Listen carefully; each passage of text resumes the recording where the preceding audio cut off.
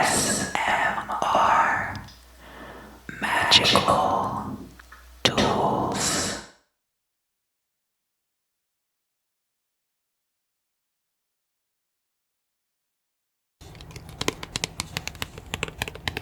Hello, welcome back, welcome back, welcome back, welcome back. This is going to be the crystal scrying video for the week ahead of Monday, July 26th through Sunday, August 1st. And for those of you who do celebrate the Wheel of the Year holidays, it will be Lammas Tide on Sunday, August 1st.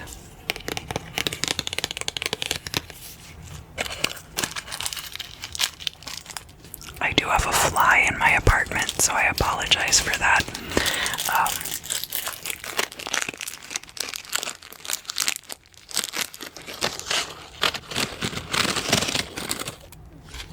You might hear him buzzing around.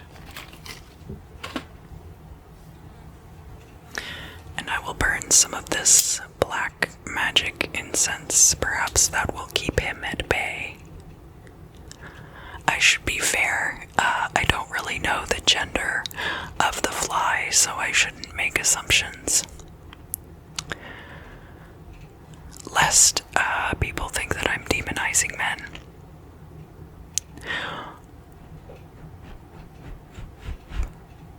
Diversity win. The fly that's buzzing around your apartment is non-binary.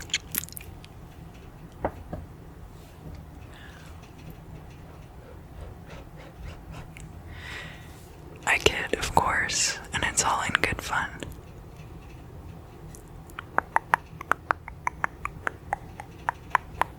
Just allow to be released anything that you wish to leave behind. But it's not even really like leaving things behind, it's like releasing them into non-existence, releasing them from the burden of existence, so to speak.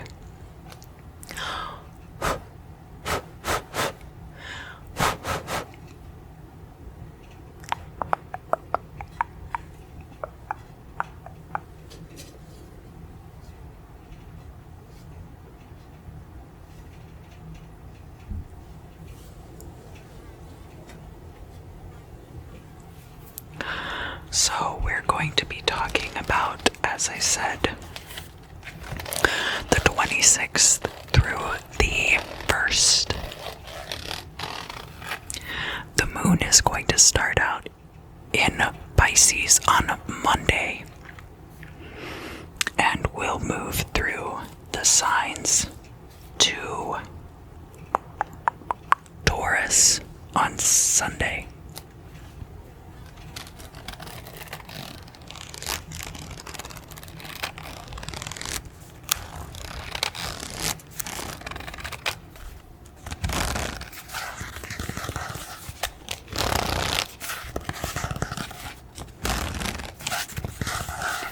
So we're going to start on Monday, July 26th.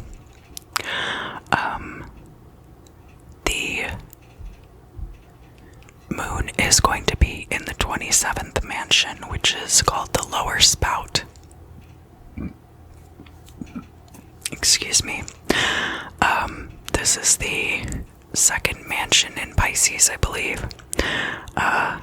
And has to do with ruin of resources, possible damage, obstruction, endangerment, and malice. Very early in the morning, the moon in Pisces is going to quincunx the sun, which is now in Leo. So the moon in Pisces is a very contemplative, kind of dreamy placement for the moon. And because the sun is in this bombastic sign of Leo, and in fact Leo is the native sign of the sun, so moon in Pisces is then driven to action by this very robust placement. There could be creativity, there could be some kind of very intense dream that you have at this time as well. The moon in Pisces will then be in opposition to Venus in Virgo. And that's going to occur a little bit later in the morning, but still pretty early. So again, this moon in Pisces is very dreamy, very psychically attuned, and then Venus in Virgo is actually one of the more pragmatic placements of Venus, and there's more of a focus on getting what you want out of relationships, and attention to detail when it comes to your paychecks and to money coming in. So those two things are kind of diametrically opposed. I do think of Virgo and Pisces as being two of the more directly oppositional. Leo and Aquarius, for example, still have a lot in common, right? But Virgo and Pisces do have quite a gap between them, not just being oppositional. Much later in the evening, we have an overnight energy, which is the moon in Pisces sextile Uranus in Taurus. And this Uranus in Taurus energy has to do with our relationships with people with whom we share property. It has to do with the comfort and well-being of large groups of people. And moon in Pisces being sextile to this placement could bring some great intuitive advancements as far as people's overall well-being is concerned.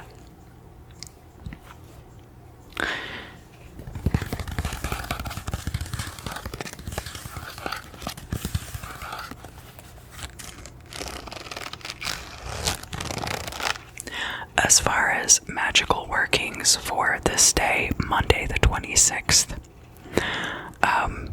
if you are doing any malefic works, this would be a good day to do them, as it is a lunar mansion geared towards obstruction, endangerment, and malice. But of course, I do not encourage people to do such things.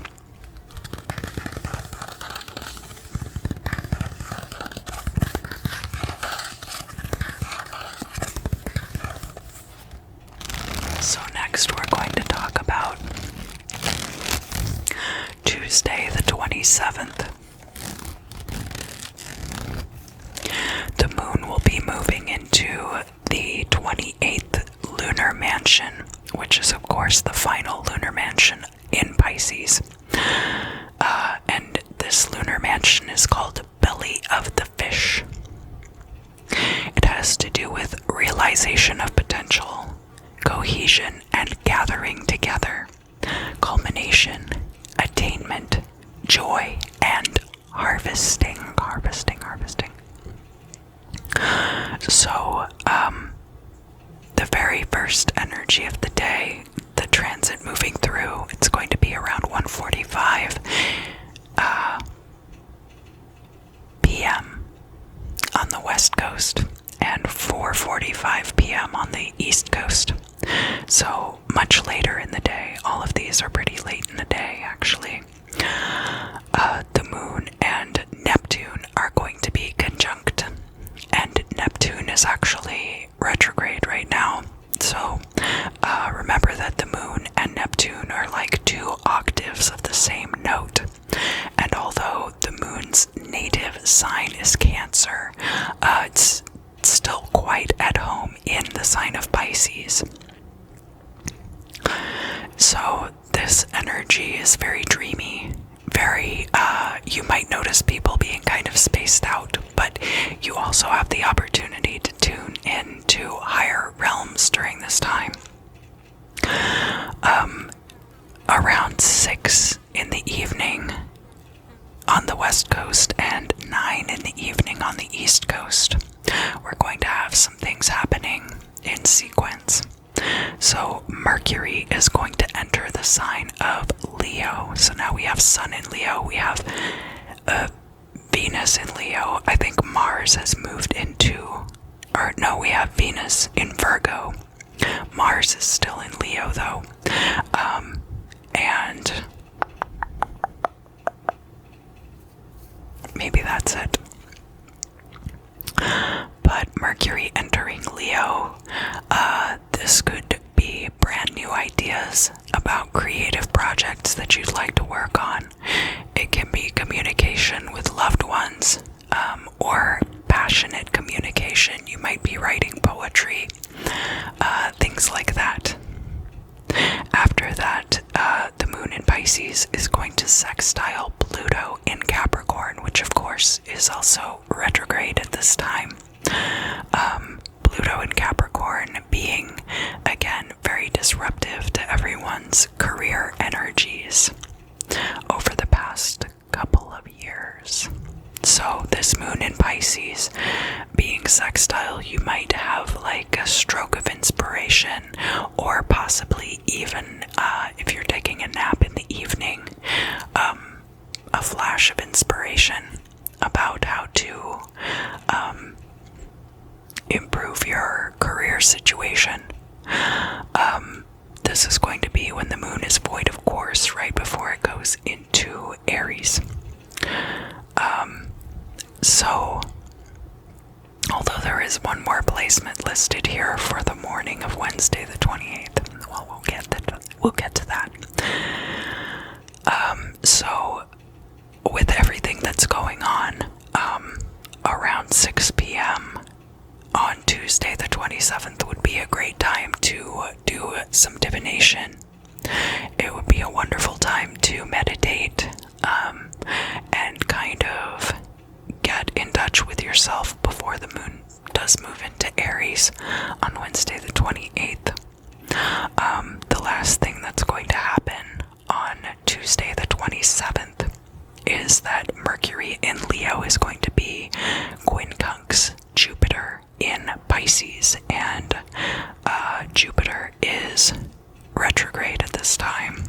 And we'll talk more about Jupiter in just a moment, but just know that when Mercury is in Leo and you're having like these creative, there's a lot of creative wordplay going on, right? Jupiter in Pisces is about expansion of the consciousness, and so there could be an opportunity to start writing a book.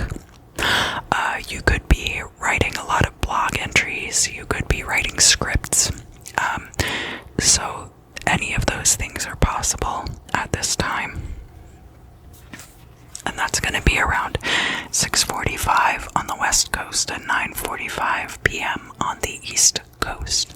East Coast, East Coast. And especially because of the 28th lunar mansion, where we have realization of potential, gathering together, culmination, themes like that. You can definitely utilize a lot of those things with the planetary transits on Tuesday the 27th.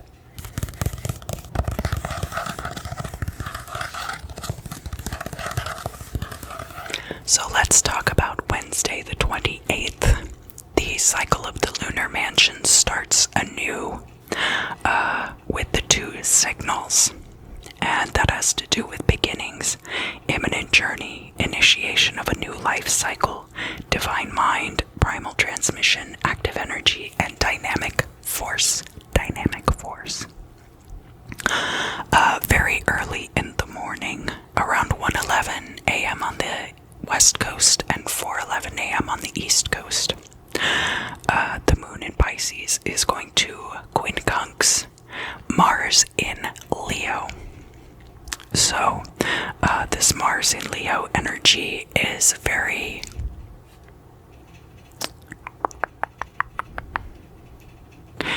it's kind of very passionate, but very active. It's like if you've needed a push to do something, this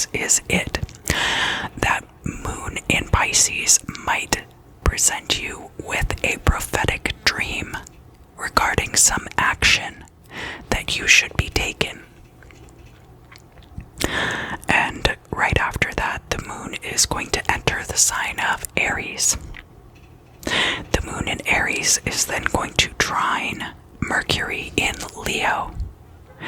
So this creative wordplay as it relates to Moon in Aries. Moon in Aries can be paying attention to the emotional states of the self.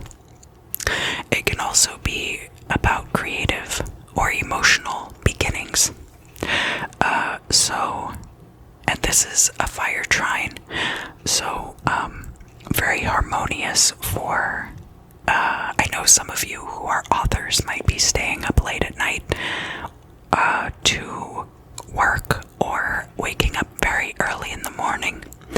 And that would definitely be a great time to work on a creative writing project. So around 5:43 in the morning on the west coast and 8:43 in the morning on the east coast, Jupiter is actually going to retrograde all the way back into the sign of Aquarius. So now Jupiter and Saturn are both in Aquarius once more. And so you can look for some of those things returning that were going on back when Jupiter was in Aquarius before.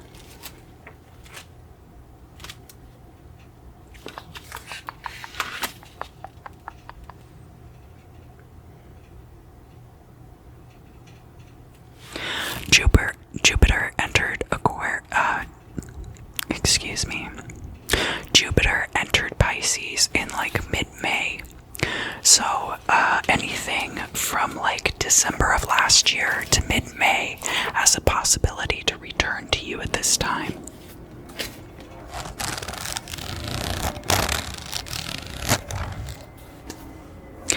Next, this is going to be kind of in the early afternoon to mid-afternoon. We're going to get a trine between the moon in Aries and the sun in Leo. So another fire trine for us on Wednesday the 28th. Great for new beginnings, of course. Initiation of a new life cycle, active energy, all of those things that are going to be in play because of the lunar mansion as well. Moon in Aries, emotional beginnings are possible. And Sun in Leo brings all of those traits of Leo to the forefront. So creativity, romance, even thoughts about your childhood. And because Aries has to do with beginnings and Leo can have to do with children and childhood, there could be something about your childhood specifically. And then later in the evening, the moon in Aries is going to quincunx Venus in Virgo. And remember I said that Venus in Virgo is very fastidious kind of romance. Very detail-oriented, can be a little neurotic, but very orderly. And because it's a quincunx with this moon in Aries, there might be a beginning of a relationship for some of you who are looking for someone who is fastidious and neat. They don't necessarily have to be a Virgo, but considering those traits, they possibly could be. Then we have an overnight energy of the moon in Aries, sextile Saturn retrograde in Aquarius. And remember, that is everything about the status quo digging in its heels and fighting change. While this moon in Aries, people are having new beginnings to they're having new emotional beginnings and renewed sense of self coming through possible too. And so that is going to, it's a harmonious placement because it's a sextile, but people are starting to see how they fit into the bigger picture.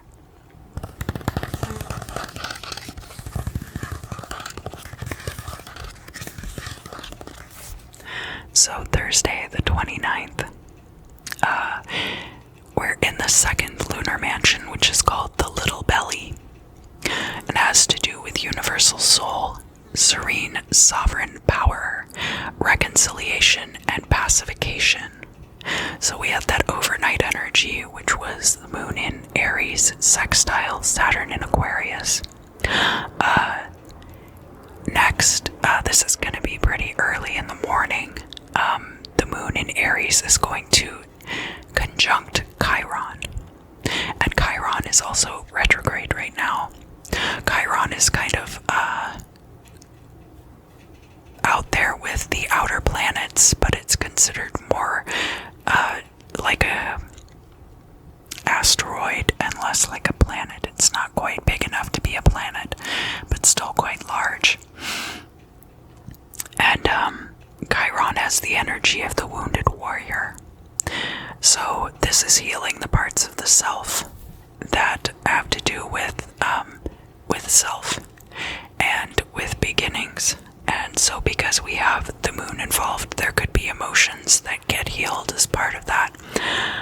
It could be a very restorative and rejuvenative energy for you on Thursday, the 29th. Serene sovereign power, of course, coming through with the lunar mansions and reconciliation. So, moon in Aries conjunct Chiron in Aries would be like a very good reconciliatory energy. We have an opposition a little later in the morning between Mars in Leo and Jupiter retrograde in Aquarius. So that Mars in Leo kind of forcing action, and Jupiter now in Aquarius, this could be expansion of your social circles. It could also be expansion of new ideas. So a lot of people, I think, are going to be ready to go out and meet new people and be in groups. Just continue to be very careful. Even if you're vaccinated, make sure you're wearing a mask. And then in the afternoon of Thursday, the 29th, Mars is going to be entering Virgo. Mars in Virgo. What is that like? Well, Virgo's a fairly feminine energy and also earth energy, which is passive.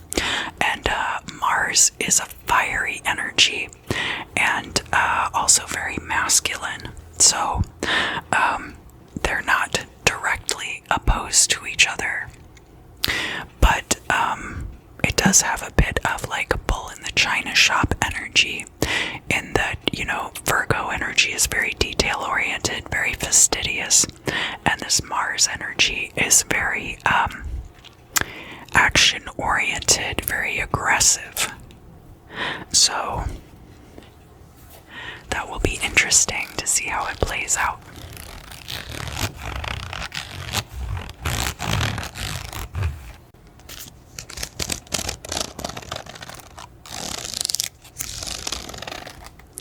So next we have Friday, July 30th, and the moon is moving into the third lunar mansion, which is called the Many Little Ones. Many little ones, many little ones. Auspicious fortune, fire of transformation, creative energy, beauty, and abundance. The first placement is going to be around 3:45 a.m. on the west coast and 6:45 a.m. on the east coast. And this is going to start an opportune period. It is a square between the moon in Aries and Pluto, retrograde in Capricorn. And this opportune period is going to last until noon on the west coast and 3 p.m. on the east coast.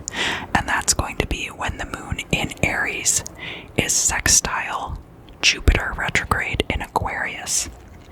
And this opportune period is a good energy that you can use for any project you're involved with. So creative energy coming up here. Abundance. Fire of transformation, possibly. This square between moon in Aries and Pluto in Capricorn is going to happen so early in the morning, though, might have an opportunity to use it. Again, we're looking at emotional states of the self, and there could be an impetus for you to act. You might be feeling very down on yourself because of the volatility of the job market that's being caused by Pluto retrograde in Capricorn, or that is coinciding with it. I guess it just depends on how you feel about astrology, and it's whether it's cause and effect, or just corollary, or that the signs show up in the sky before they happen here, whatever. So that could drive you to action, actually. Venus in Virgo is then going to be quincunx Saturn retrograde in Aquarius. And that's going to be kind of in the middle of the morning toward noon. Venus in Virgo, very fastidious, very much like the kind of energy of counting your piggy bank, really, because think of Venus is not just romance, but also finance. And this Saturn in Aquarius having to do with the status quo really digging in its heels. And a lot of these established things really fighting iconoclastic energies at this time, and that all getting hashed out. So Venus in Virgo kind of like tiptoeing around some of these energies to see what's going on, to tantalize and amuse, possibly. There's that Venus energy there as well. And then the moon in Aries sextile Jupiter retrograde in Aquarius. So that's going to be, again, as I mentioned, like kind of the early afternoon hours.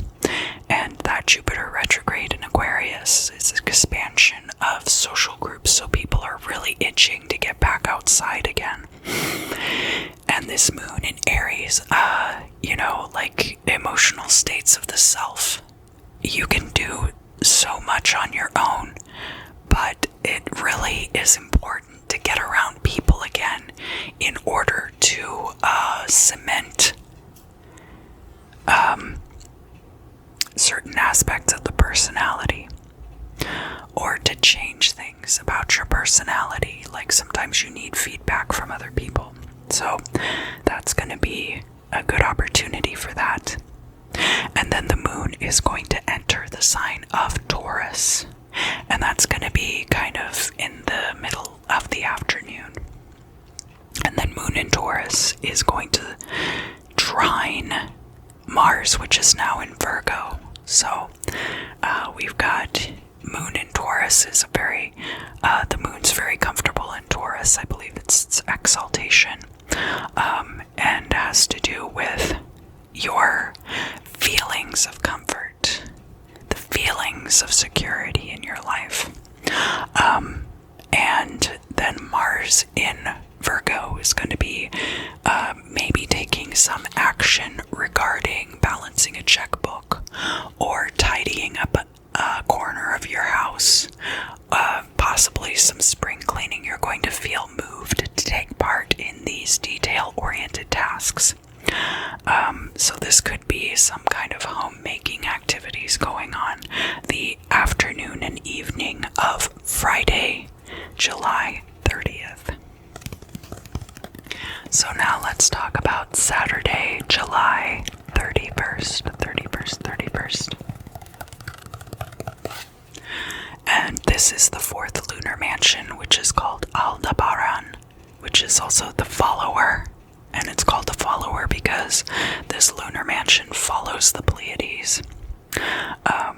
And it has to do with primal material, discord, enmity, chaotic substance, ill will, and hindrance.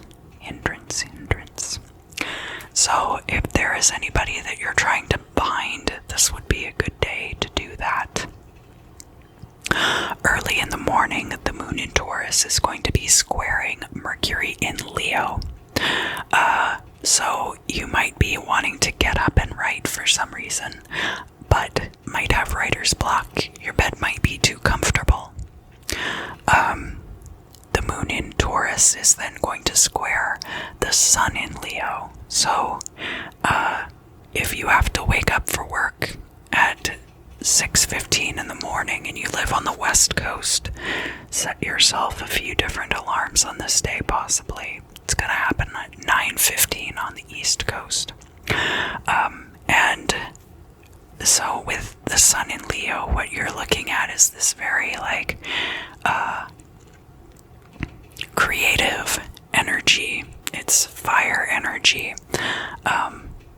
And can have to do with, it's like robust, so it's similar to Mars energy, but without the sting. But with Moon in Taurus, you're going to find that your bed is very comfortable. I just have to warn you about that ahead of time. And especially on this day, where we're looking at the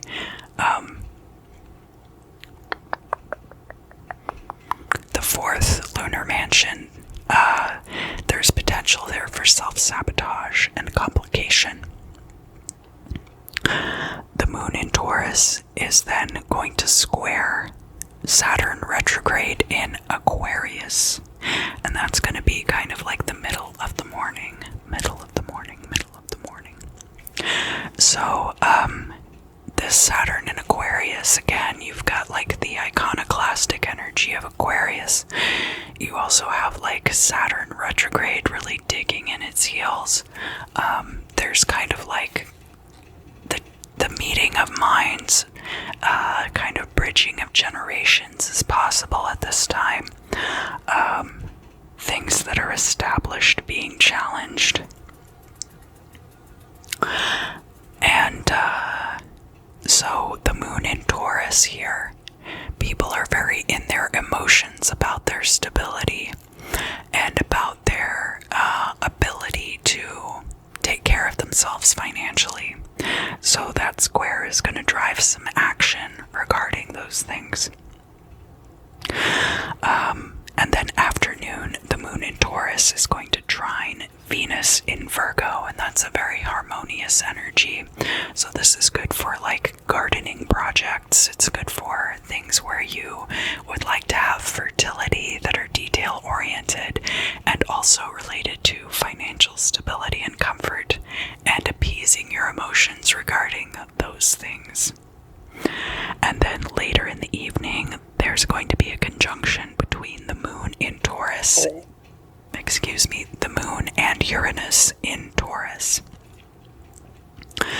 And of course, this is how, we take our own emotional states and consider them weighed against the greater good of everyone involved, and see how that affects our stability and ability to take care of ourselves financially overall.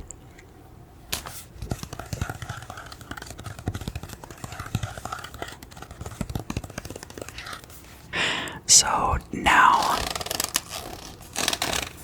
Sunday the 1st of August.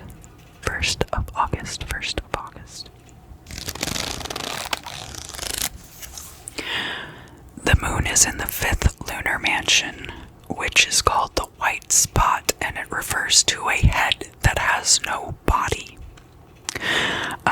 Has to do with universal body, like the universe as a whole.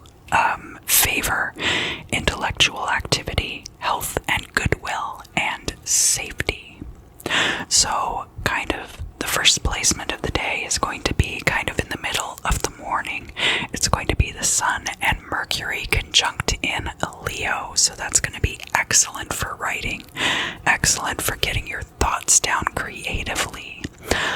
The Sun is really going to emphasize the logical aspects of Mercury as regards the creative energies of Leo.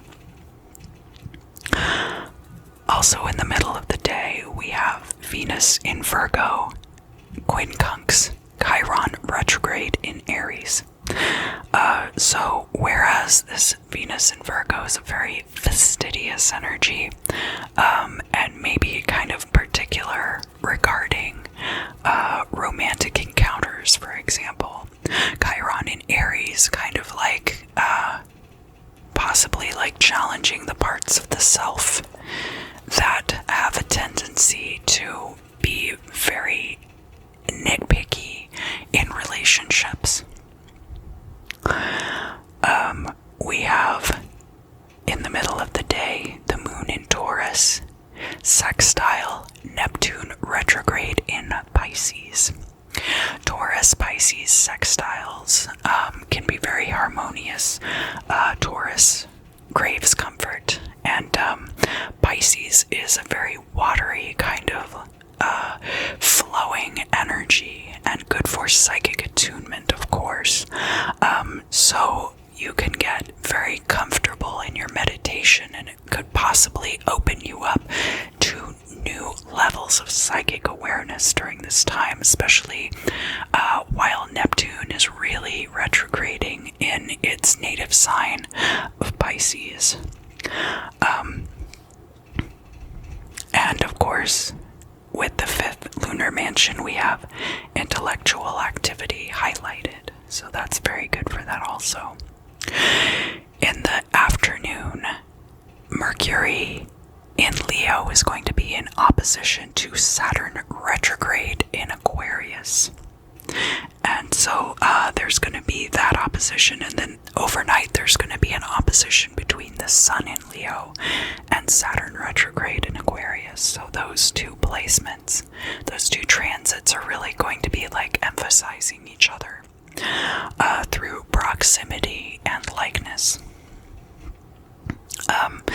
And so Mercury in Leo, like creative writing, this could be about lyrics, this could be about powerful speech, creatively put together and passionately put together, that is meant to influence, right? So there is an emphasis with the 5th lunar mansion on health and goodwill, and earning favor also. So these wouldn't be necessarily inflammatory words. These would be ingratiating and persuasive words. We have a trine in the afternoon between the moon in Taurus and Pluto retrograde in Capricorn. And so this will help everyone kind of take a big sigh of relief and kind of like take a weight off their shoulders as this job market volatility is concerned, and the way that Pluto retrograde in Capricorn has been kind of like causing a lot of uncertainty for people. When it is trining moon in Taurus, people are going to feel much more comfortable, and it will help alleviate some of that stress.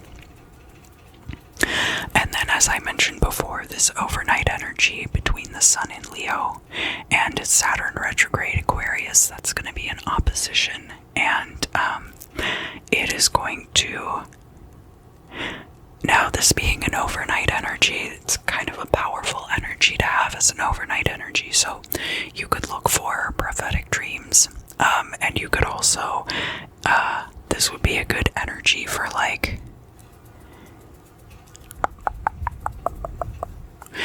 not necessarily going out and meeting new people, but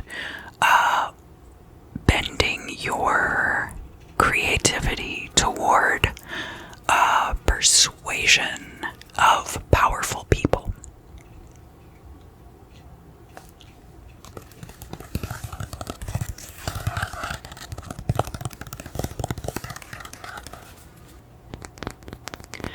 Aries, welcome back, welcome back. This is going to be for Aries, Sun, Moon, Rising, and any other Aries placements that you might be curious about for the week ahead.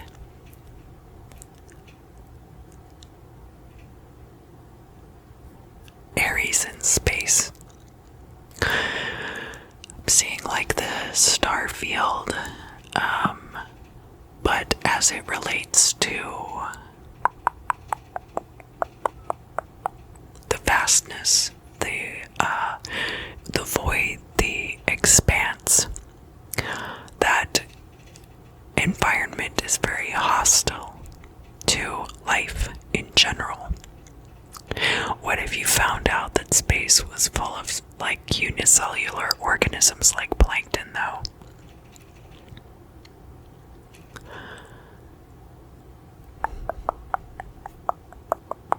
That there are things out there beyond our comprehension, not that they're very, very large, but perhaps that they're very, very small. And so, these things escape our attention.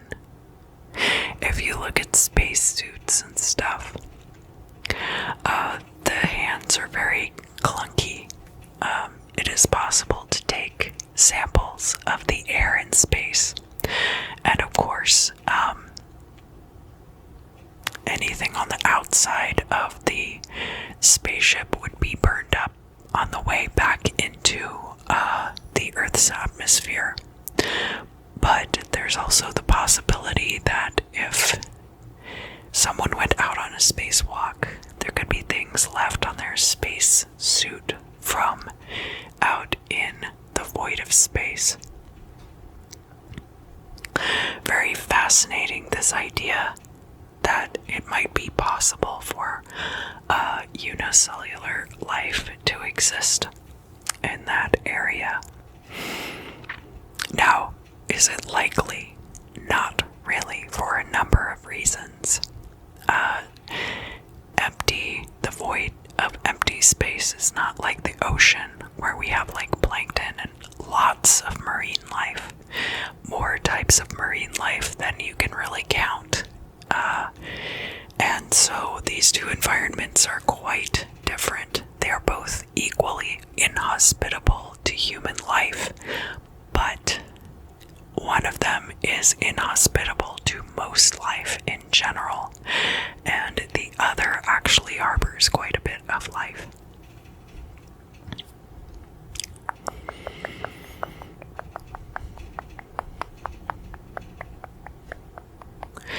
And a lot of the conversation lately has been about the exploration of space versus the exploration of the oceans.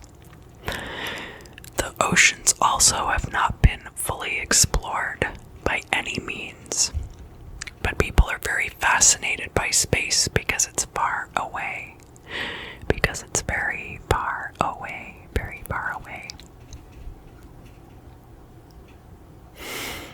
But this week, Aries, you might do well to explore the expanses of your own backyard before you cross the street and trespass on your neighbor's property.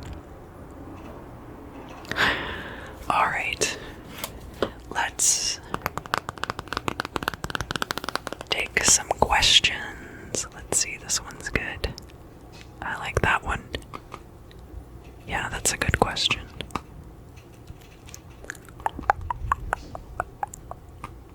Very good, very good, very good.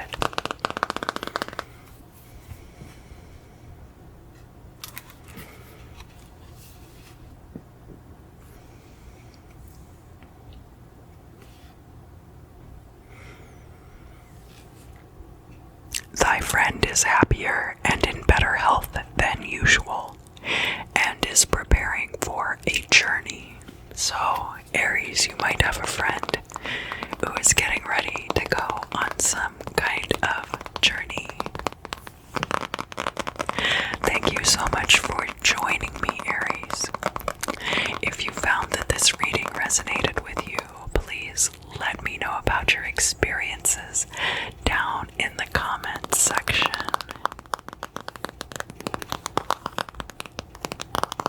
And I look forward to seeing you again very soon. Hello, Taurus. Welcome back, welcome back, welcome back, welcome back. This will be for Taurus, Sun, Moon, Rising, and any other Taurus placements you might be curious about for the week ahead. Taurus, give me 2 good reasons not just one good reason, but two good reasons why you couldn't make this work. I don't mean something in which you have failed. I mean something in which you have not yet tried.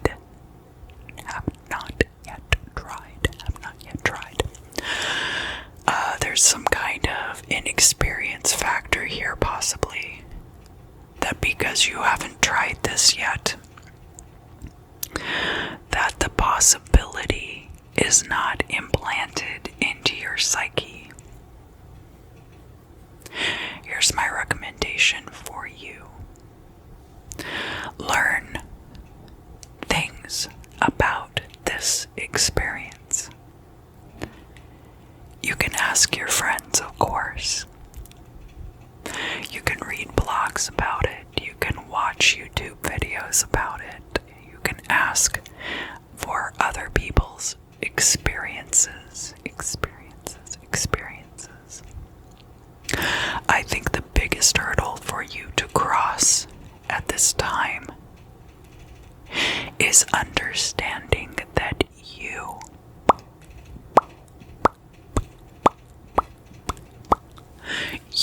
personally are capable of this. It's been a long time.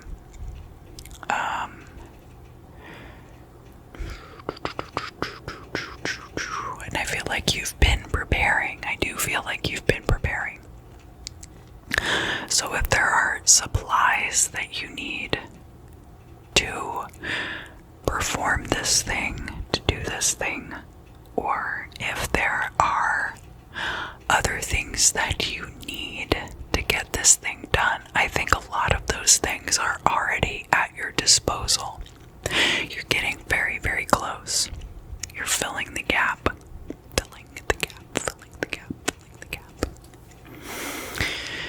And in fact, in the engine of a car, when you put the spark plugs in the car, you often leave a gap to allow them to fire. And the gap has to be measured exactly. I think it's going to be the same with you, that you're going to get to the point, right to the point. And then all of a sudden you're going to feel like you're ready. You're going to take the plunge and the spark is going to ignite and it's going to push the piston and it's going to drive the engine forward, just like you need for it to do in order to move forward.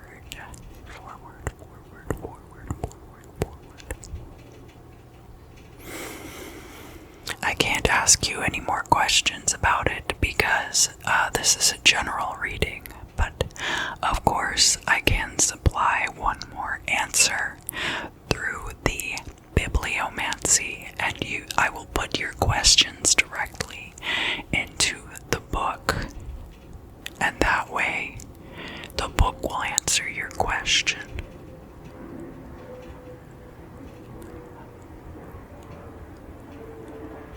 Yeah, I'm mostly just getting that it's time for you to get off the pot and do it. No more divination necessary.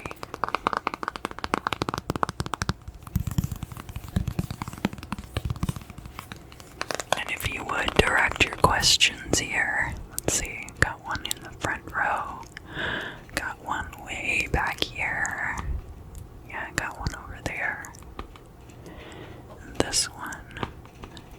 This one.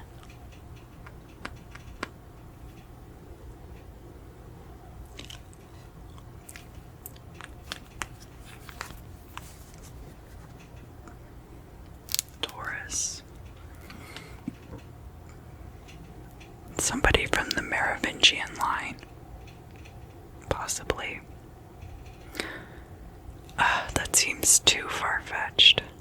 I really can't be chasing that down right now.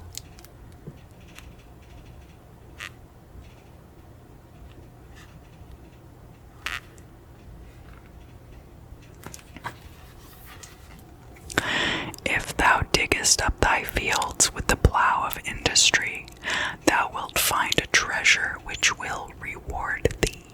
which will reward thee. So there you go, Taurus.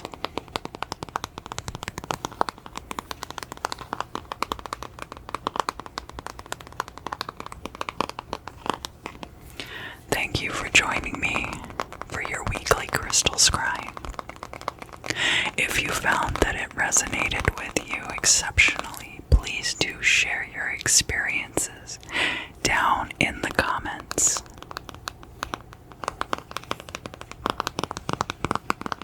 And I look forward to seeing you again very soon. Gemini, Gemini, Gemini, Gemini, welcome back, welcome back, welcome back, welcome back, welcome back, welcome back. Gemini, this is for Sun, Moon, Rising, and any other Gemini placements about which you might be curious over the week ahead.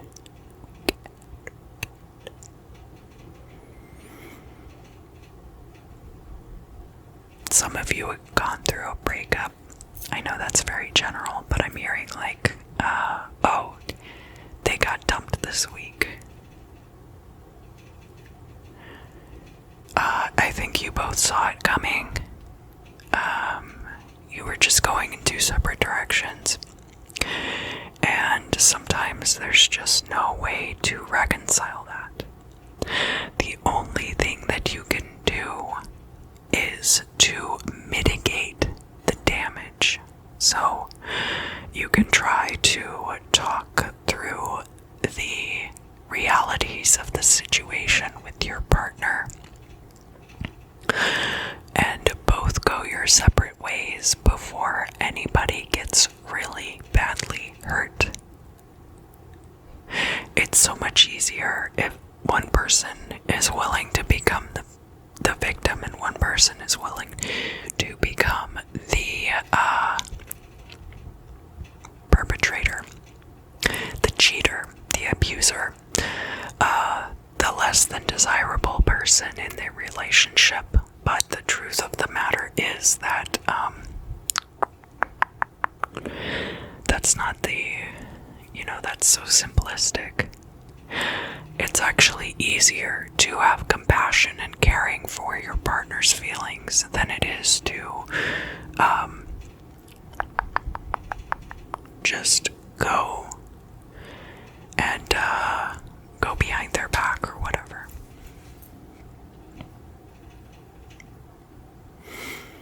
This might not just be about a love relationship either. This could be about like a work situation. It could be about if you're a freelancer and you just aren't vibing with a client. It's a disharmonious energy, and that's not common for Gemini, right? Gemini is the twins. They're so close. There's a lot of duality there, a lot of possibility for reconciliations. It's also Gemini rules the Lover's card, right? So when I say this, I know that I'm preaching to the choir. But it's also possible that you don't have to take on the role of victim if someone else is choosing to be a perpetrator. You can express to them very kindly and compassionately that you have appreciated their time and place in your life, and that you feel like it's best for both of you to move on. Now, of course, some people are not going to take that as an answer. And I don't want anyone to feel trapped in a situation like that. But I also feel like that's not really what's going on here. Not to diminish anyone who might be watching this and going through something very difficult. I have a lot of compassion for your situation, but it is not the norm. And it's also important for you to understand that it's not the norm.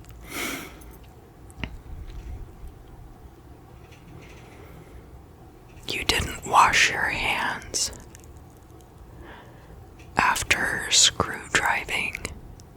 So it could be that you were working on something like a car or a vacuum cleaner or something where your hands got messy while you were working on it, and then you didn't wash your hands after, and this person observed this, and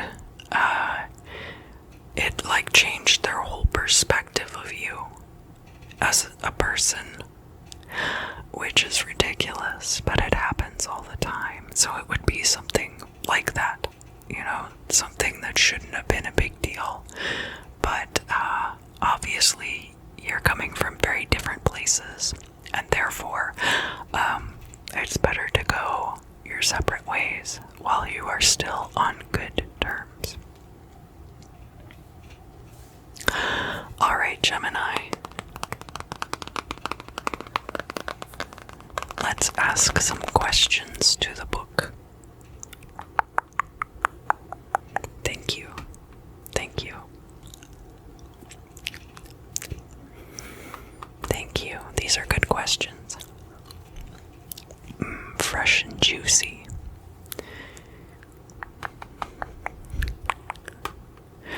Was that something from the Phantom Toll Booth where that people had to eat their words?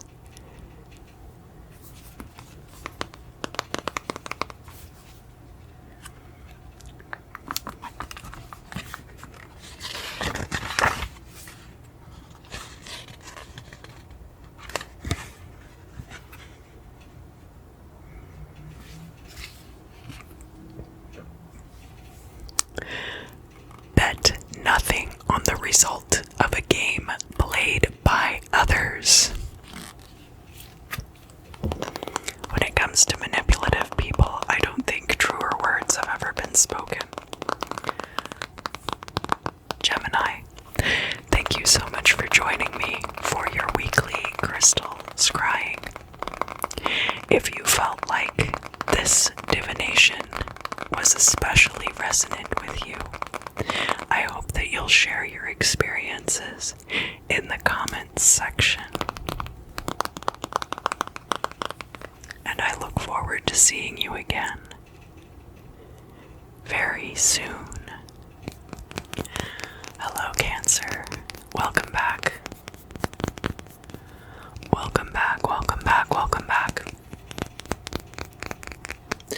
This is going to be for Cancer, Sun, Moon, Rising, and any other Cancer placements you're curious about for the month ahead.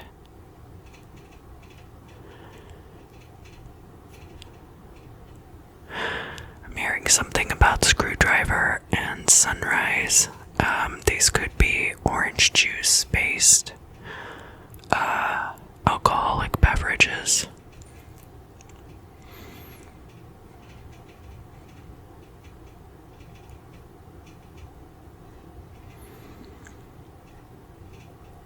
Something about interfering with your relationships. So even if you're not a heavy drinker, you could be involved with people who are.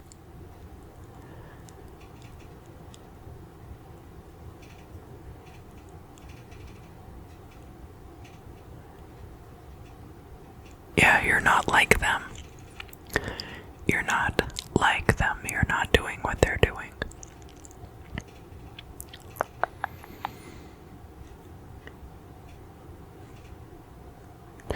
It might take you a long time to get back into a place where I'm hearing like back in the swing of things. But it's not just like that. It's also like,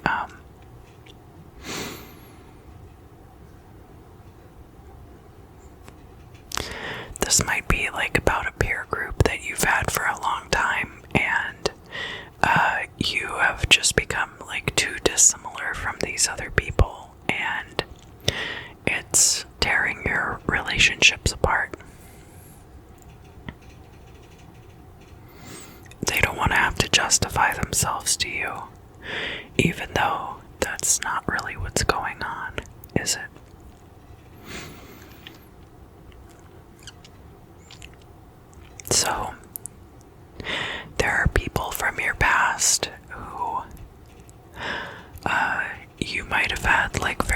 close relationships with. But that, as people change and they develop into the future versions of themselves, the relationships you have with other people are going to evolve also. And that is going to be dictated by how much they also are evolving.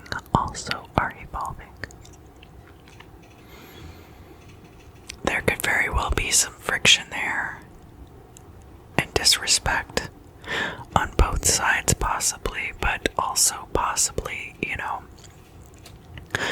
when people see the more highly evolved form of yourself, sometimes they take that as an insult to their own way of being, because they have not yet reached that level, and they feel like, well, how come you think you're better than me now? Even though that's not really what you are doing or saying.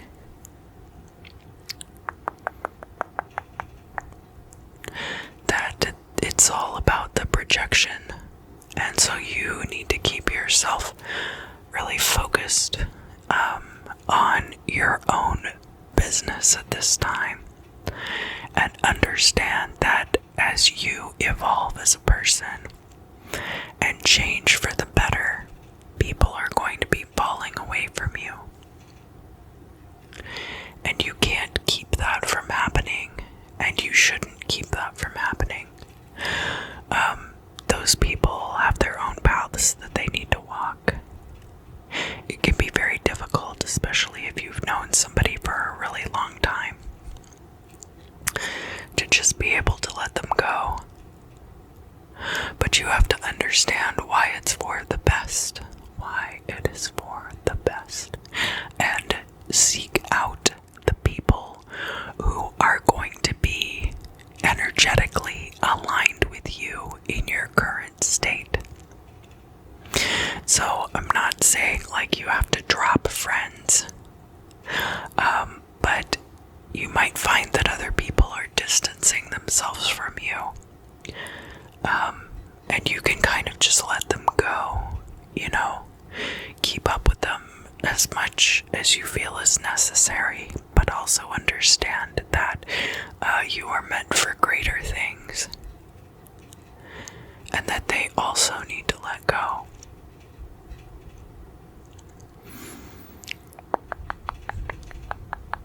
Alright, let's look in the book. Cancer, if you would, please feed me your questions, and I will put them into the book, and we will get some answers.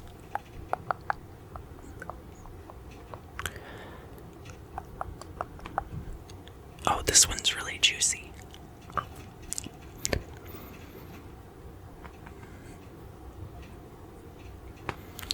Wonderful.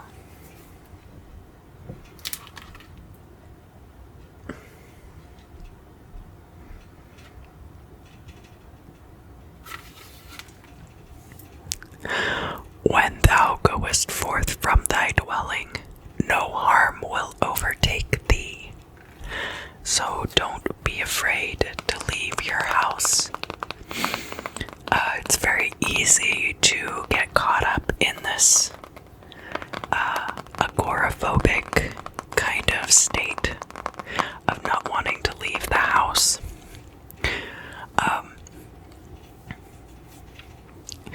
Especially with how all the circumstances have been over the past year and a half. But it's important to maintain certain habits that get you regularly out of your house. You don't have to go somewhere where there's a bunch of people. You can also go and take walks. Or even just go for a short drive. Thank you for joining me, Cancer. If you found that this reading especially resonated with you, please feel free to share your experiences down in the comments. And I look forward to seeing you again very soon. Hello, Leo. Welcome back, welcome back, welcome back. This is going to be for Leo, Sun, Moon, Rising, and any other Leo placements which you are curious about for the week ahead.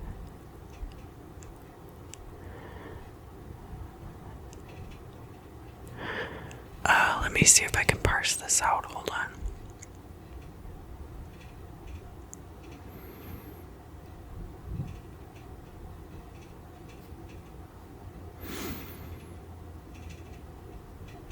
Something about driving technique. It's possible that you've become a much more conscientious driver. It's gonna save you a lot of money on car insurance. I mean, that's all good and well and all. But what else is going on here? It's all these little things that you've been like tightening up and refining about yourself. All these little like tweaks that you're making to your lifestyle, possibly too. And people are starting to notice this about you. Even though, I'm trying to maintain objectivity, but I am a Leo sun sign. And, I have been taking some time away from social media. I do consider YouTube kind of a social media, but it's mostly for videos. I took like a really long break from Facebook, and I've been much more intermittent on Instagram. Even so, people are going to be noticing the new you. The new you. That there are going to be changes, almost like at a cellular or a molecular level. Like you've been reconfiguring your very DNA almost. That's like the level of tweaking that you've been doing. And I want to tell you how important it is. How important to your future. Because right now, the reason that you are realigning all of these things and making all these fine-tune adjustments is that you are aligning yourself to the vibration of what it is that you are seeking. So that's why all of these little tweaks are taking place. And that is going to put you in, it's like a train is heading towards you, and you want to make sure that you're lined up with like the very front of the train, basically, and it's gonna smack right into you. If you don't hit the train just right, it's not going to have the effect that you want. So I guess okay, so the train isn't like the best example. There used to be this game show where they would have like a hole cut out in this moving panel, and the person would be standing on a platform, and they would have to like contort their body to fit through the hole so that they could move on to the next level. And as the game progressed, the hole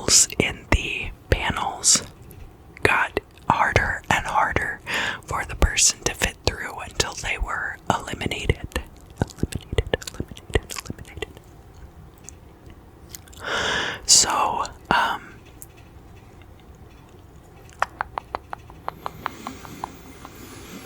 something else that is coming through for you at this time is conservatorship. Now, this isn't on your part. Like, you're not going to end up in a conservatorship. You should think about this like a conservatorship or being in a custodial position, like a caretaker. That you are put in charge of. It's not like a museum or something where a lot of stuff is like, it's more like a situation, or like a, it's like an environmental kind of thing, so it like maybe like a state park, or a stretch of how they have like those signs on the highway saying like the care of this piece of road, this stretch of road is like the Rotary Club of Las Vegas or something like that. You know what I mean? I don't even know if that exists, but you know what I mean. That people will pay to have certain stretches of the highway kept well maintained. And that's kind of like, it's not a stretch of highway, so to speak. It could be like in the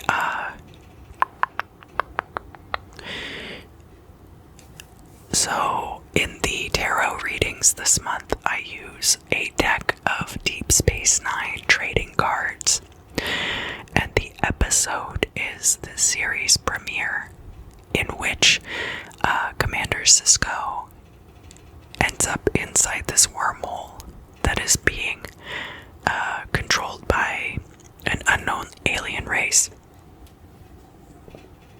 And this wormhole is also the source of like these mysterious orbs, and the Cardassians are trying to hoard all of the orbs. Hoarding the orbs. And so the religious leader of Bejor says to Cisco that he needs to find the source of these orbs before the Cardassians do. It's gonna be like something like that. Because the Cardassians, of course, want the orbs for like, because they exploit the resources of this planet, Bejor. They want them for like exploitative reasons, so you have an opportunity to be a caretaker for something that has the potential to be exploited. But because you are in charge of it, you are protecting all of us from the effects of that exploitation. Alright. Now, Leo, if you would, please direct your juicy questions into the cover of this book.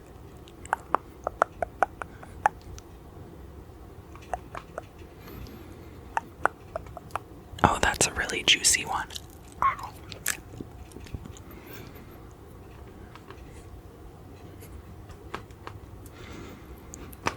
Okay, wonderful.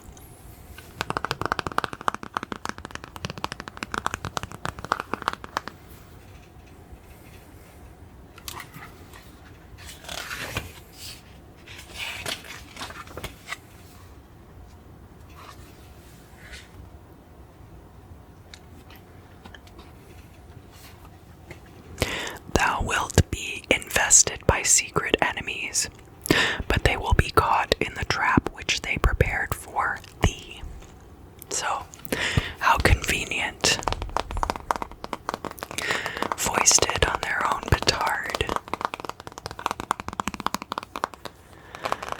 Alright, Leo. Thank you so much for joining me. If this reading was exceptionally resonant for you,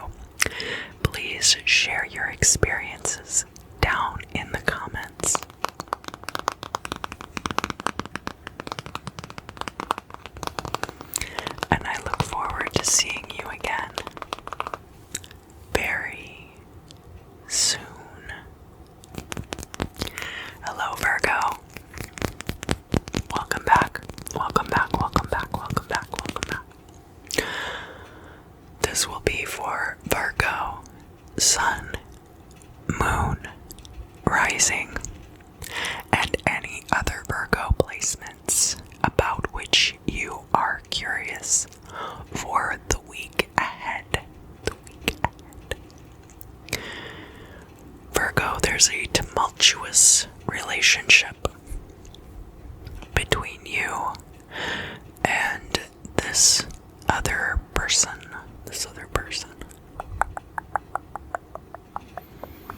I don't mean tumultuous in the sense that you are actively engaged in combat with each other.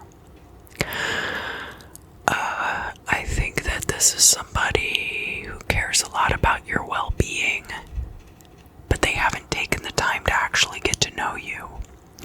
And so when you behave in certain ways that are true to yourself,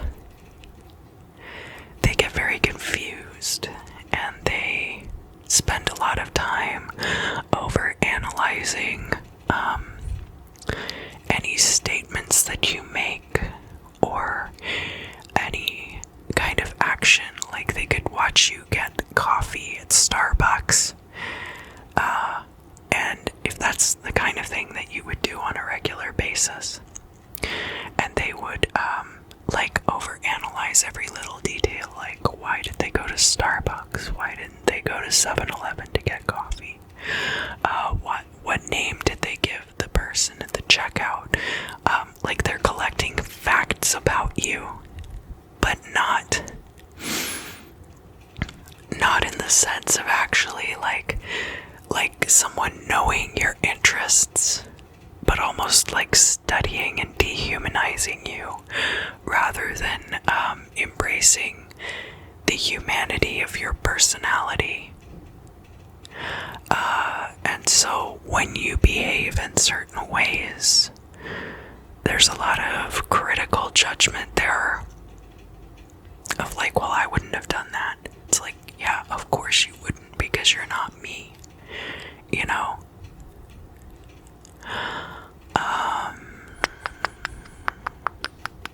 Like a gatekeeper. And this could be one person in particular, but you could just be particularly judged by certain people in this way, and it makes things kind of tumultuous for you. It's very difficult to find good and true friends in this world. Your best bet is to find people who like you and who actively engage you, you know, like make friends with you and try to spend time with you and things like that. If you find that you're putting yourself out there too much and the other person isn't putting themselves out there at all, then it's very clear that you should kind of wander off in a different direction. You don't even necessarily have to cut ties with people, obviously. You can just kind of walk away, and they'll either follow you or they won't. But anyway, that's not what this is about right now. This is about mitigating other people's responses to your online presence.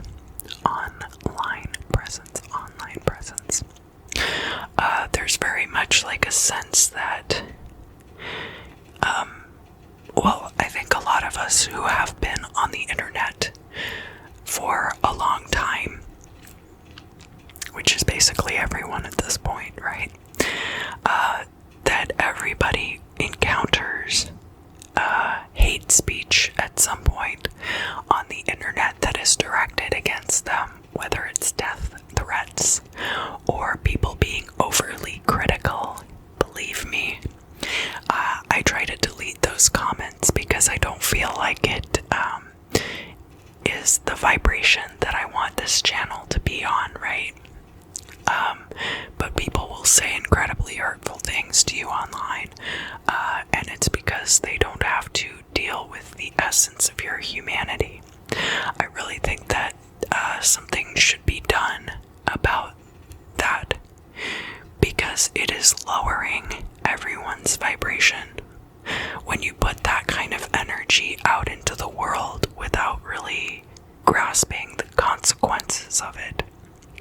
you're really throwing off the balance of energy for the worse.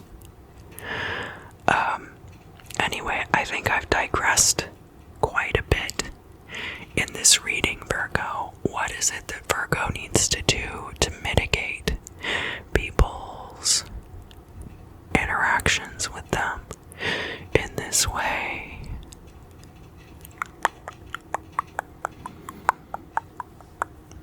Give them a big piece of your humanity. No, you have plenty to give away. Trust me.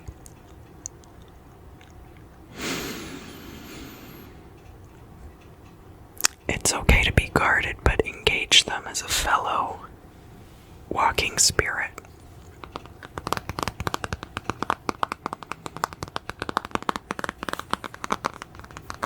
Alright, Virgo, if you would, please give up those juicy questions, and I will put them into this book, and then we'll get an answer out, okay? So here we go. Oh, I have to chase this one. That one's pretty good.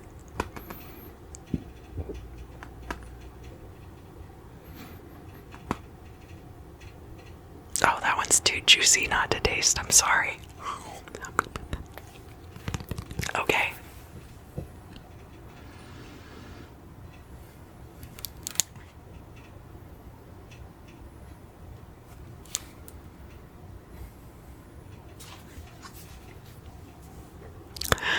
It is decreed that thou shalt find another's property, but it behooves thee to restore it to the rightful owner. Somebody's rightful property is their rancid vibes. And you do not have to meet their rancid vibes to return them to sender. Thank you, Virgo, for joining me. If you found this reading exceptionally resonant, I hope that you will feel welcomed to leave your experiences down in the comments below. And I look forward to seeing you again very soon. Libra.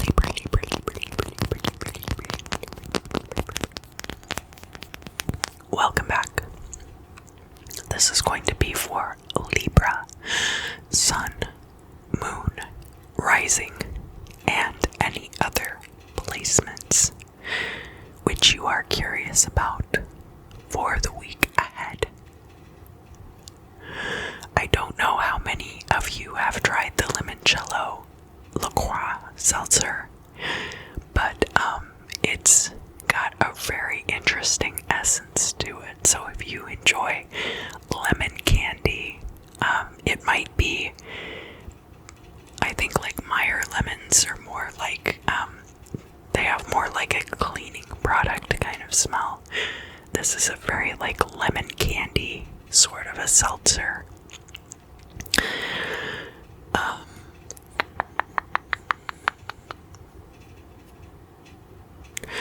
So there's something either that you need to give back to somebody else, or that you are trying to get someone to return something to you. It could be like reclaiming your time even. This has to do with a fancy address book, or like I see like a tiara. Like not, how do I put this? Like a costume piece. So not something that has like actual gemstones in it that would be super valuable. But, like a costume tiara. But still it looks like very nice. It's like the kind of thing you see at like Michael's, or like the bridal shops sometimes have them too, and they're you know, they don't make them out of like super nice materials, but like the crown jewels, you know, but like still like very nice and looks nice when you put it on, very like understated. Anyway, so it's kind of like I don't know if you even really like were trying to let this person borrow this thing. Maybe they just like took it from your house, but that they had the intention of giving it back, so it's not like they took it and it was like stolen and you didn't know where it was. It could be the kind of deal where like they pick something up at your house and they're like, hey, can I take this? And they, before you can give them an answer, they put it in their pocket. So,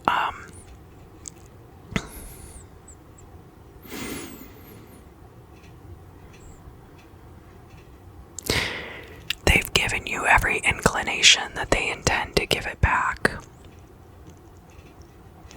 but are not taking active action to do so.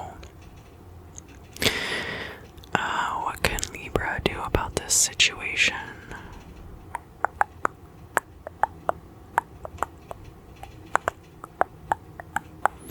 I mean, I can tell you how I've dealt with these situations, which is to, the one time, somebody stayed at my house. I didn't know them very well. It was because I was doing music, and so it was like touring musicians stayed at my house. And somebody stole some stuff from me, and I called them out on Facebook because,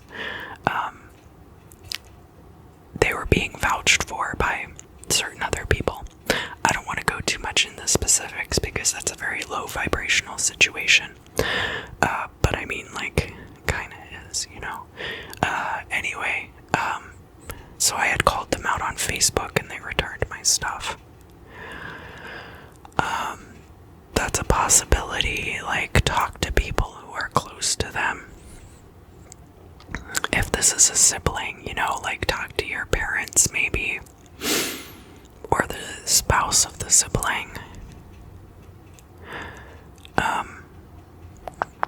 It can be very difficult to mitigate situations like this because the person has kind of disrespected your boundaries by taking something without actually asking for permission.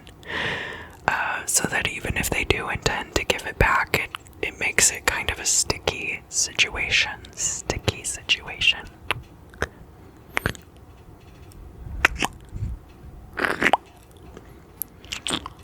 Sticky. But anyway,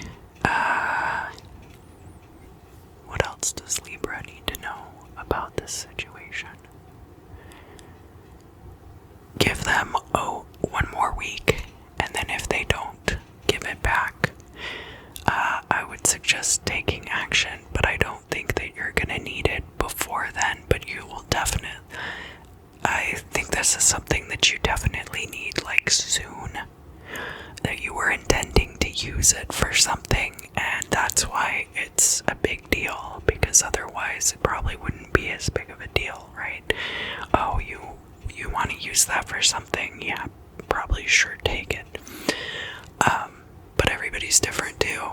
A lot of people have different boundaries around possessions. Possessions is a tricky wicket.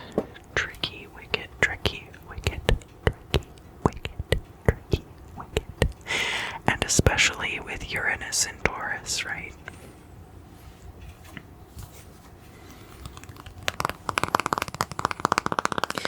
Libra, I hope that you will give to me your juicy questions.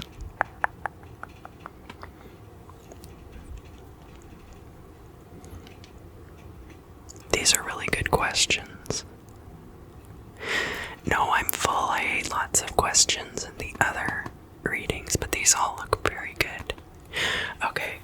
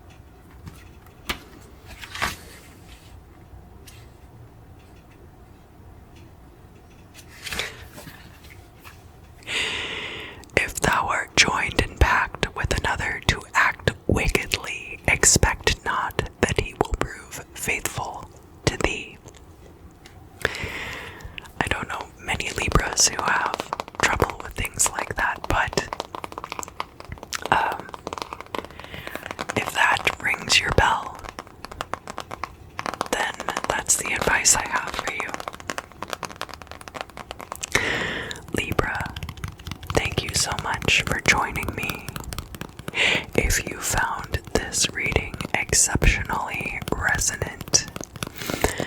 I hope that you will feel welcomed to leave your experiences down in the comments below. And I look forward to seeing you again very soon. Hello, Scorpio. Welcome back. Welcome back, welcome back, welcome back.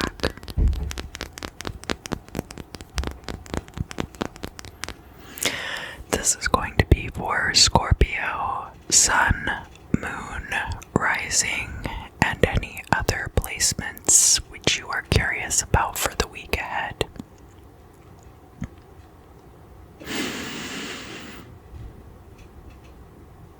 It's like you're driving slowly because you anticipate speed bumps.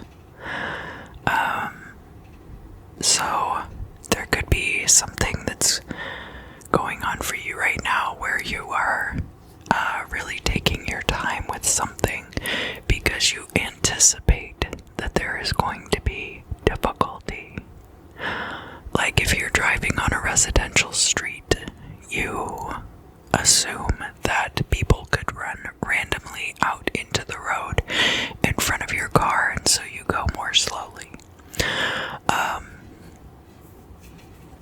And I do think it's good for you to proceed with caution. Not because something is going to go wrong, but because it could. You want the people around you to see that you care about those around you.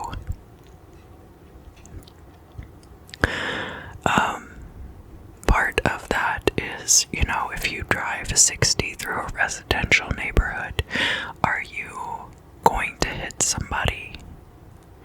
It's very likely that you wouldn't, but the people who live there would prefer for you to drive more slowly, because that says to them that you care about their safety and you care about the safety of their loved ones and pets. That's kind of the message that you're sending with this. Now, you're not encased in 2 tons of steel, so this isn't having to do with that. You're not, the path that you are taking is not like a physical path necessarily. It's more like a progression through time. And so what we're talking about here is progressing kind of slowly with the project because you want everyone involved in it to feel cared for and safe within the confines of this project. Or not, confines implies that it's like a compound, like a prison or something. It's not like that. Within the parameters. Parameters is a much better word for a project. And not just that you want them to feel safe, but it has to do with people's boundaries too. And not moving so quickly that people's boundaries end up not mattering. So that's why it's important to proceed with caution with this project in the weeks ahead. Alright, Scorpio, so if you would kindly grace me with some of your choice questions.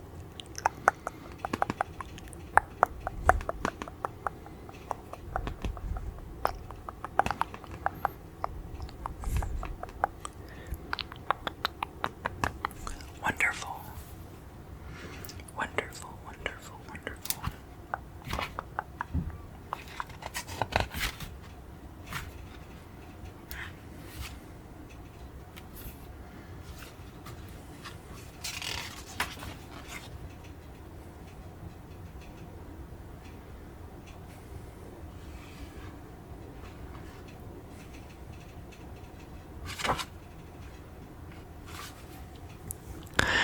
Emigration from thy native land will but retard thy fortune.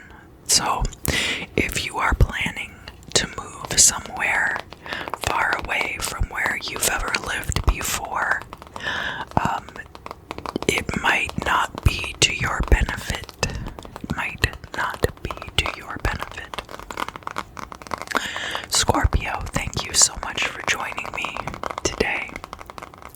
If you found this reading exceptionally resonant, I hope that you will feel welcome to share your experiences down in the comments. And I look forward to seeing you again very soon. Hello, Sagittarius. Welcome back, welcome back, welcome back. This reading will be for Sagittarius, Sun, Moon, Rising, and any other Sagittarius placements which you are curious about for the week ahead. Sagittarius, I have to warn you that I feel like somebody's got like a knife to your back, kind of like threatening you with a knife right between the shoulder blades. I'm not sure who this is, and I'm not sure this could be a metaphorical situation or it could be a physical one, but please just be very careful and be very aware of your 6 o'clock position at all times. Okay? Sometimes I even carry a mirror with me and I will use it to survey the room because I'm paranoid like that. It's always good to carry a pocket mirror. There are all kinds of things you can do with it magically. And it's also good for situations where you might want to maintain 360 degrees of awareness. This could even be somebody that you trust a lot,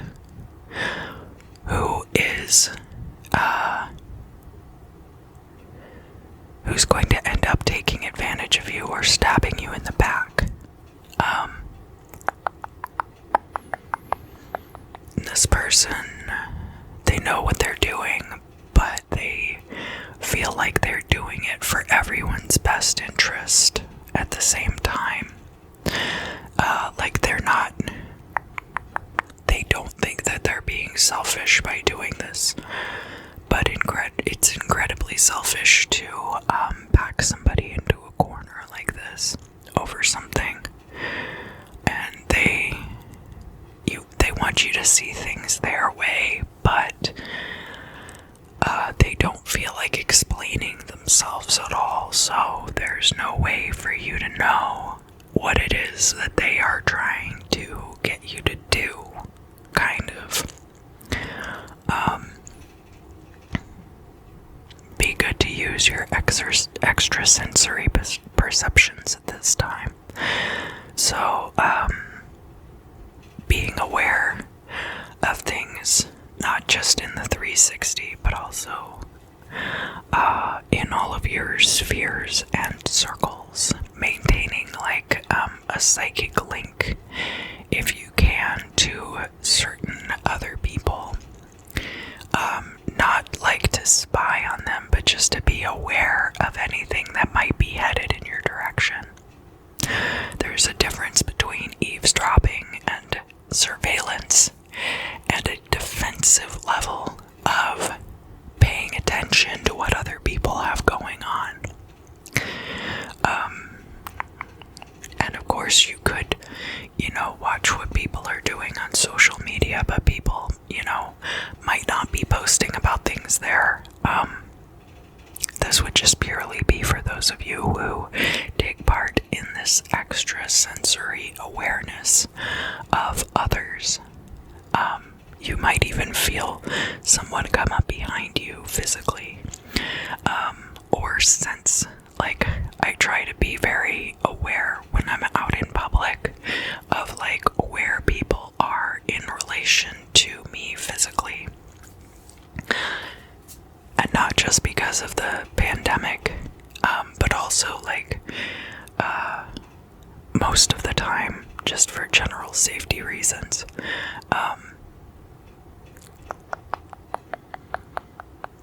I'm a person who's been known to wear a mini skirt from time to time.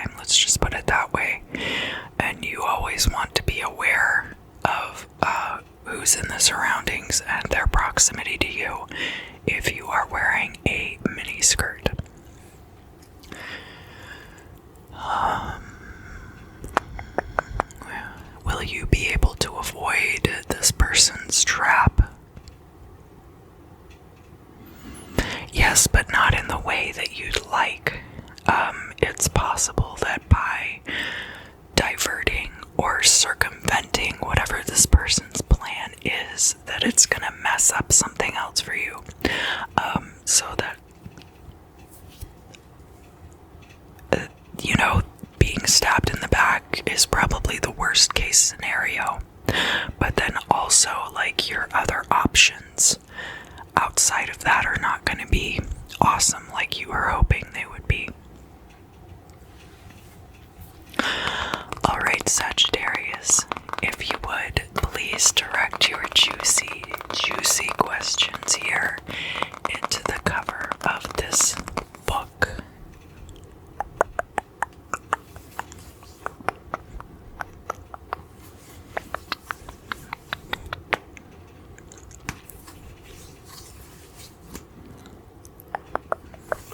I'll just rub that in.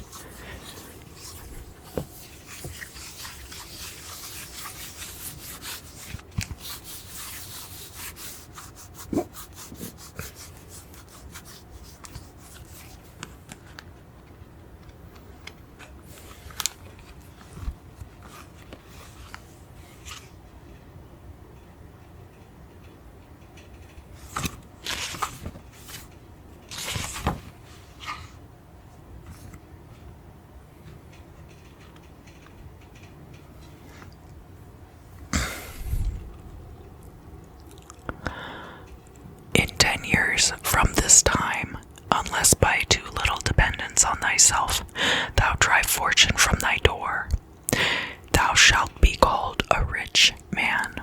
So they're saying 10 years from now, you're gonna be made in the shade unless you are super lazy and refuse to do anything for your own benefit, which doesn't seem very like you, Sagittarius.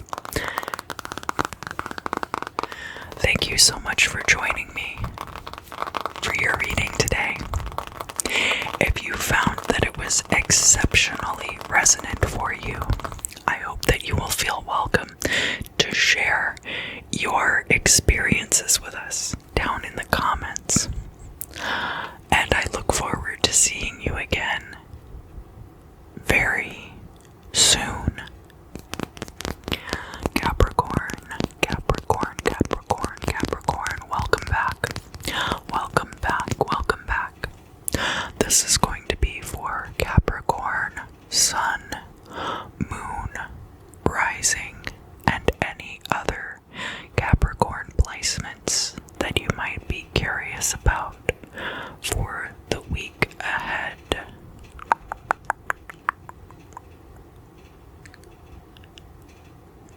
Capricorn, he already said thank you. How much more do you want out of this guy? There's a certain curiosity. So I feel like somebody might have done a favor for you, or you might have done a favor for somebody else.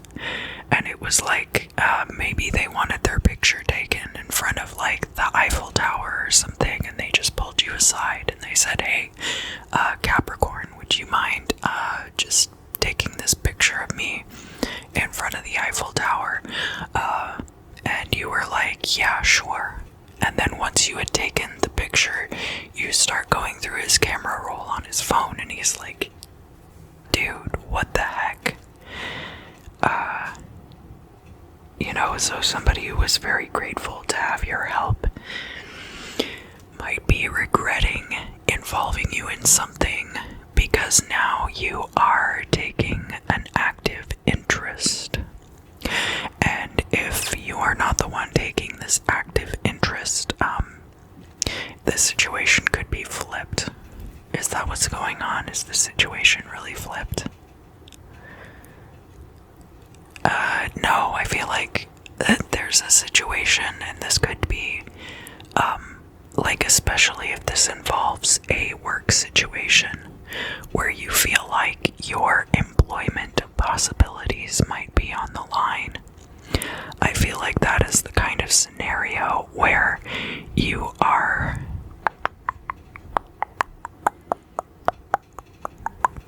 trying to mitigate what others are doing within that environment. that somebody might have been like, hey, can you hold this for a second? And then you realize that it's like a bunch of sensitive documents or something. And you're trying to figure out, like, what is going on? Why were they asking me to take part in this certain thing? And I think it was a very routine turn of events for this person, and that your over concern and your over involvement in this situation has made them really regret their life choices.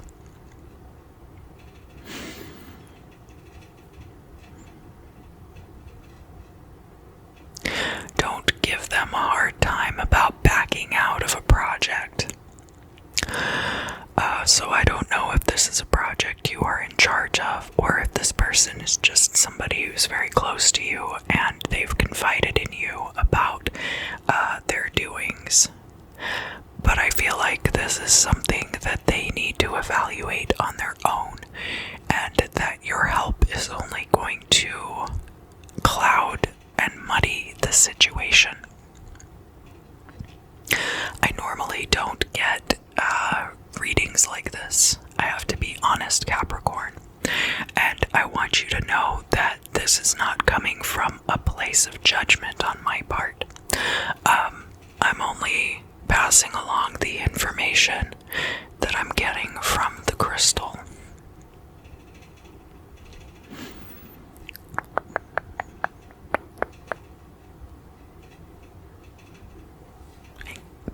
Give it back with a note attached.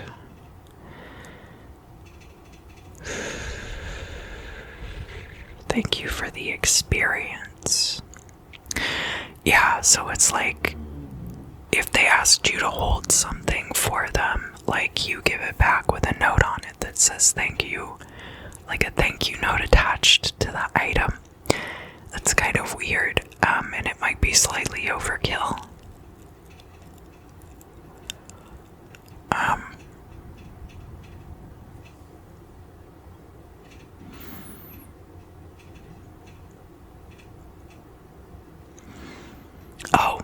So like, what they're saying is for you to express to this person that you are not passing judgment, you are merely expressing gratitude, okay?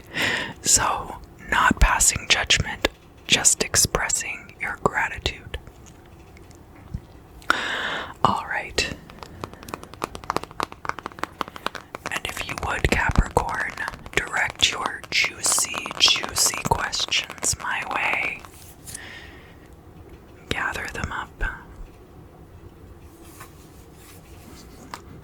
And rub them into the cover of the book. I can have one question as a treat. Alright, let's see, Capricorn.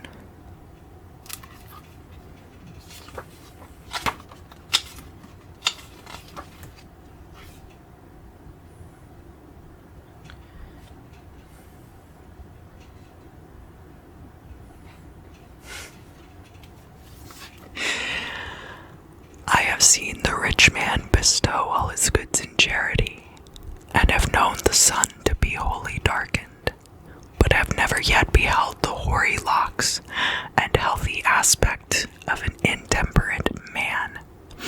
So basically what they're saying, Capricorn, is that if you are of ill spirits, you could be causing yourself to also be of ill health. Capricorn, thank you so much for joining me. If you did feel like this video resonated with you, I hope that you would feel welcome to share your experiences down in the comments. And I look forward to seeing you again very soon. Remember, it's not a query you, and it's not a query me.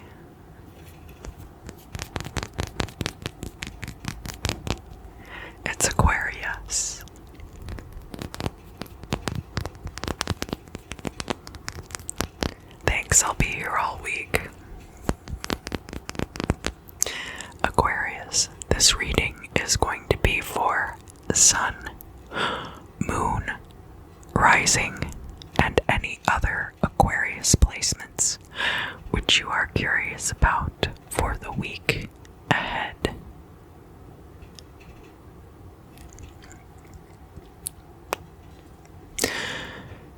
Aquarius, you could be seeking shelter.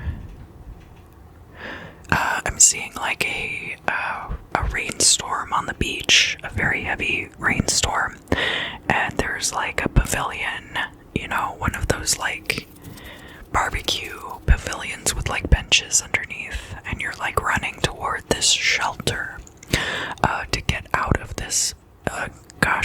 It's got to be like tropical depression, at least levels of rain and wind on this beach.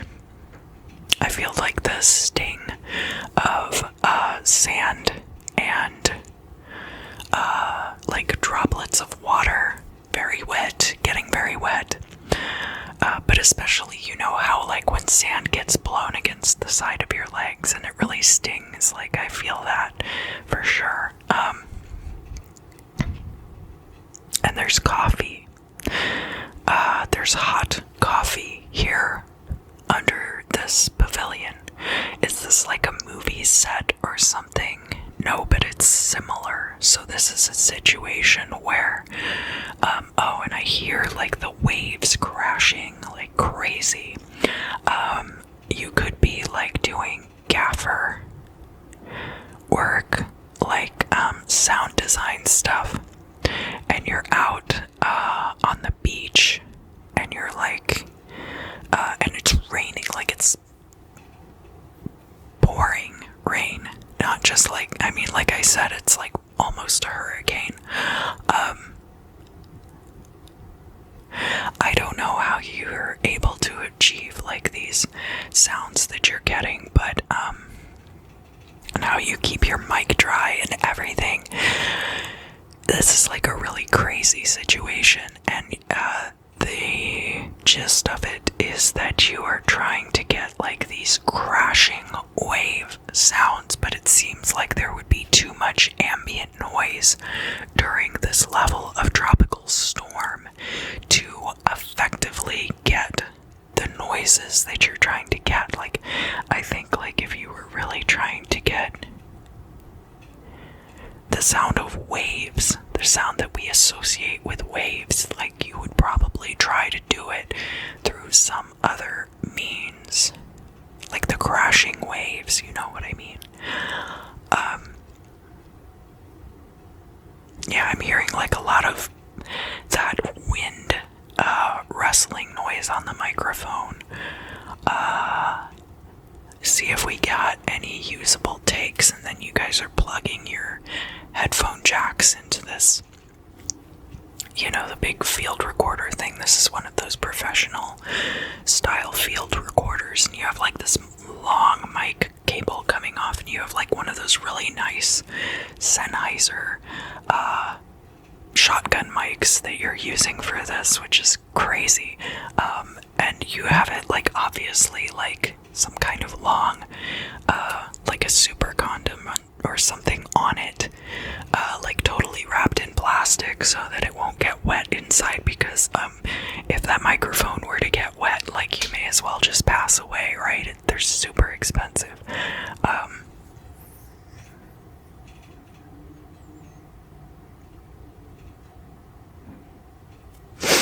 And it's almost like you were shielding it from the wind with like your body, and you might be wearing like some kind of a shawl or a cape to facilitate, to kind of act as like a wind screen for your microphone. You're using like your whole body as like the wind screen for the microphone, and you listen back and you're like listening for the parts of the recording that you'll be able to use. And I feel like there is still like a little bit of wind noise in it, but that there's like all of this really great recording that you end up having done of the ocean waves.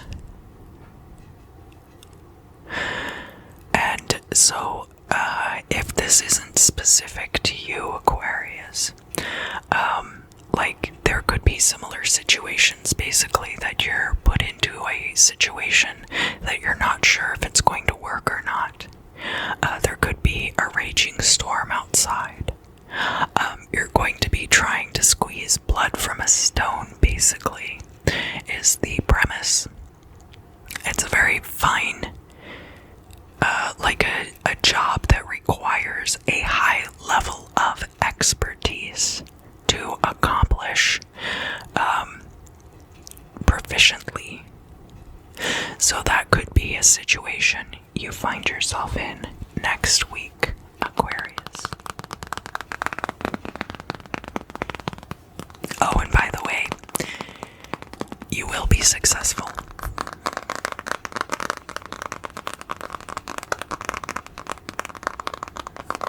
But only because of your level of expertise and your hard work.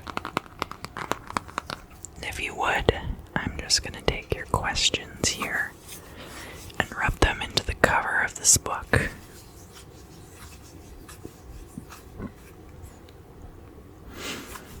Yeah, I think I've had enough questions to eat for one day, but these do look delicious.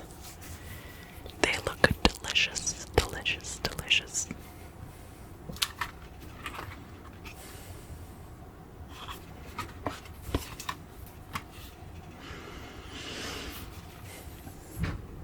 Never throw good money after bad. So, if you have lost at gambling, don't continue to gamble thinking you're going to get your money back. If you have a car and it's on its way out, it's better to trade it in for a new one than continue to put repairs in. Stuff like that. Aquarius, thank you for joining me today for your reading.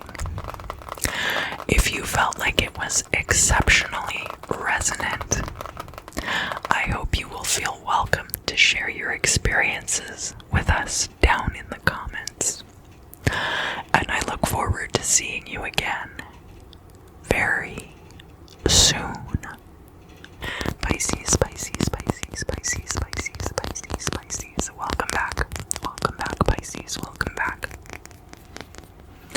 This is going to be for Pisces, Sun, Moon, and Rising for the week ahead, and any other Pisces placements you might be curious about. Somebody's given you an orange, like a big piece of fruit to eat, and it's still got the skin on it. You have a knife and you start like peeling the skin off and maybe cutting up the fruit or whatever. I get the sense of like peeling the skin off and then breaking it up into segments. You're pretty hungry, and very grateful to have this orange, although the thing about an orange is it's very acidic, and so eating an orange on an empty stomach can be a little bit rough. But you're very grateful to have this piece of fruit. Oranges are very nutritious. They're a good source of calcium and vitamin C.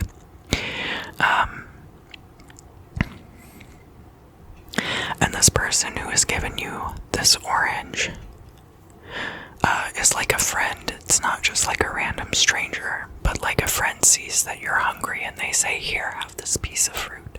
You look like you're having low blood sugar or something like that. And so you take the time to peel and eat this fruit. And in the meantime, yeah, orange segments like can get stuck in your teeth. The little fibrous bits of the orange. And so you're kind of like self-conscious about that. Looking for a mirror. And you trip over like a threshold inside this house looking for a mirror. It's kind of dark because you've gone from the light of outside inside the house and tripped over this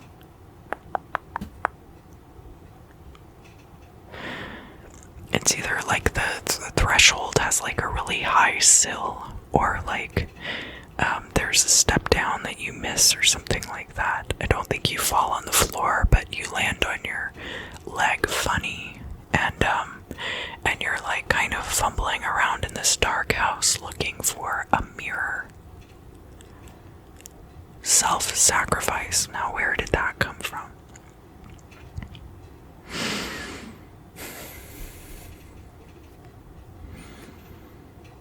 All because of this act of self-sacrifice. So maybe the reason that this person gave you an orange was because you didn't bring your own lunch, and then okay, I understand now. So the idea is that because you did not take care of yourself, this other person, who meant perfectly well,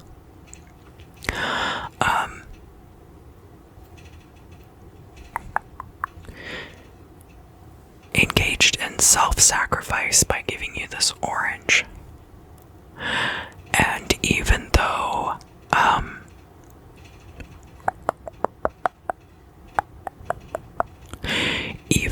they were more than happy to give you this piece of fruit, which is very nourishing and very healthy, that the act of them performing self-sacrifice for you, because of your carelessness to not have woken up early enough to pack a lunch,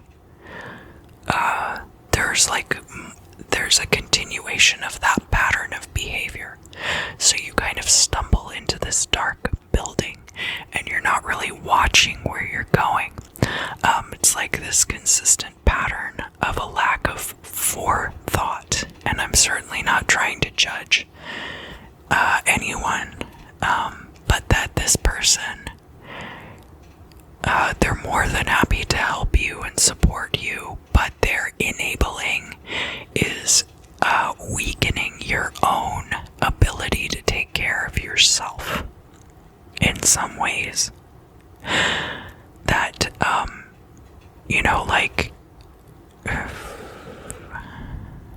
that then, because you go into this house unaware and you kind of stumble around, and I definitely felt like I put my hand down on something really sharp and it kind of like cut my hand open.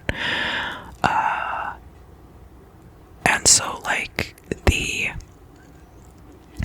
net effect of their self-sacrifice to you is negative, because there ends up being this serious injury, and it's not a direct result of this self-sacrifice they made, but the self-sacrifice then brings out this insecurity in you, which then leads you into this dark building to try to find a mirror to clean stuff out of your teeth, and you end up getting seriously injured. So it's almost like their continued assistance is merely enabling you to have your wits be dulled. I can't give any more to you than I already have.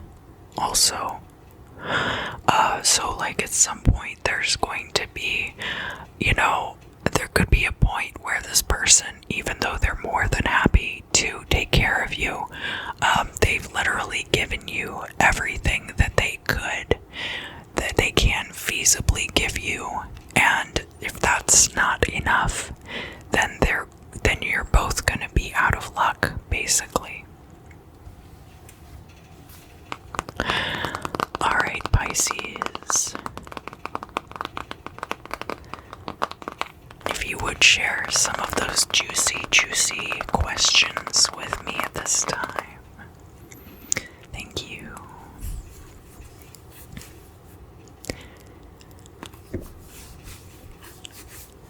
I'm gonna rub them into the cover of the book. Yeah, I can have one question.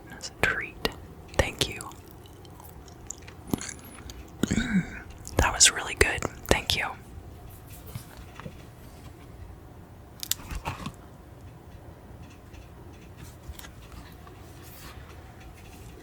Anticipate not misfortunes before their time. So don't worry, that negates the whole forecast that I just gave you. No, I'm just kidding. But, don't be looking for trouble where there is none.